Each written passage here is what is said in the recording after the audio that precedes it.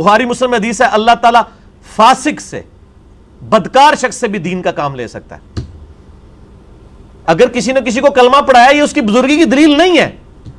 اگر کوئی کہتا ہے آج ڈاکٹر ذاکر نائک نے ہزاروں لوگوں کو کلمہ پڑھایا ہے، بریلوی دیوبندی اس کو بزرگ کیوں نہیں مان لیتے؟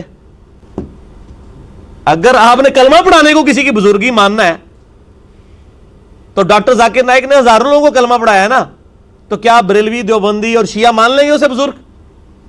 تو سر بریلوی دیوبندی اگر اپنے بابوں کو کہتے ہیں اتنوں کو کلمہ پڑھایا تھا، تسی بھی اپنے بوجھے چ رکھو، پھر وہ کہنے کہ نہیں جی کلمہ پڑھانے نال کیا ہوتا ہے تے وہ بد عقیدہ ہے نا، تو سر تسی بھی تواڈے کلمہ پڑھانے نال کیا ہوتا ہے؟ تواڈے بھی اگر بد عقیدہ نے تو کوئی فرق نہیں پڑتا۔